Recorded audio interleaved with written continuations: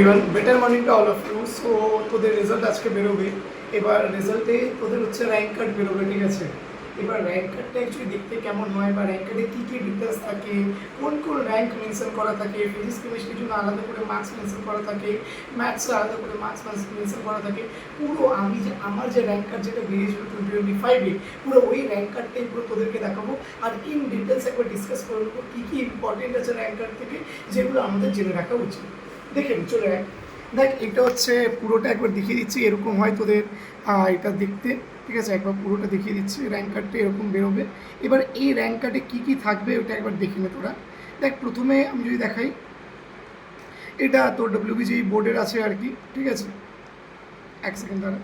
এটা ডব্লিউবিজিই বোর্ডের আছে, ওটা র্যাঙ্ক কার্ড ফর ডব্লিউবিজিই 2025, ঠিক আছে?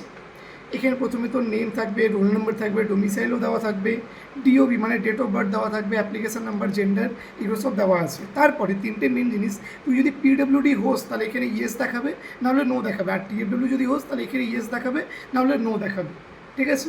এই দুটো মেন জিনিস, এই দুটো হচ্ছে মানে একটা ক্যাটেগরির মধ্যে পড়ে, কিন্তু এই দুটো মানে অনেকটা ইম্পর্টেন্ট আছে, তাই জন্য এটার জন্য আলাদা করে সেকশন ওরা দেখায়। ক্যাটেগরি যা থাকবে ওইটা এখানে শো করবে। আর তারপরে তুই ফিজিক্স কেমিস্ট্রিতে যা মার্কস পেয়েছিস ওটা এখানে শো করবে, ম্যাথসে যা মার্কস পেয়েছিস সেটা এখানে শো করবে। 66.25, ফিজিক্স কেমিস্ট্রি আমি 50.9167 পেয়েছিলাম, টোটাল 117.1667 পেয়েছিলাম। তোদের দুটো র্যাঙ্ক থাকবে, একটা ইঞ্জিনিয়ারিং র্যাঙ্ক আর একটা pharmacy rank.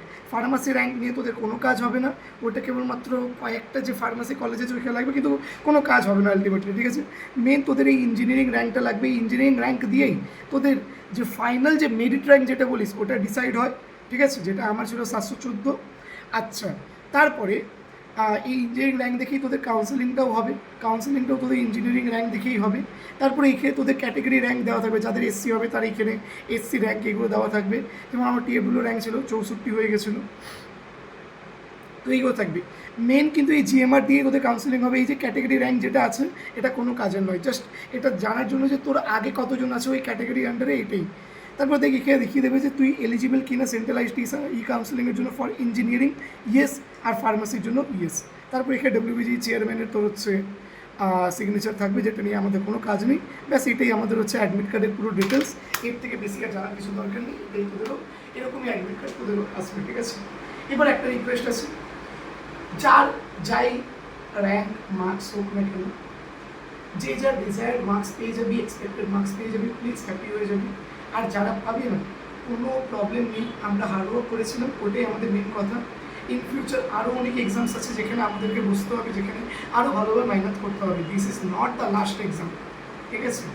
So there is a saying that single seat of paper Kant জাজ your future, but it should জাজ ইউর ফিউচার। কিন্তু এটা নিয়ে অতটা ওরিড হওয়ার দরকার নেই কিছু, কারণ ইন ফিউচার আরও তোরা হাই লেভেলের অনেক রকমের এন্ট্রান্স এক্সামস দিবি, ওইখানে আরও বেটার করার চান্স পাবি, ঠিক আছে? So thanks to all, tata, bye bye, দেখা হচ্ছে অন্য কোনো ভিডিও।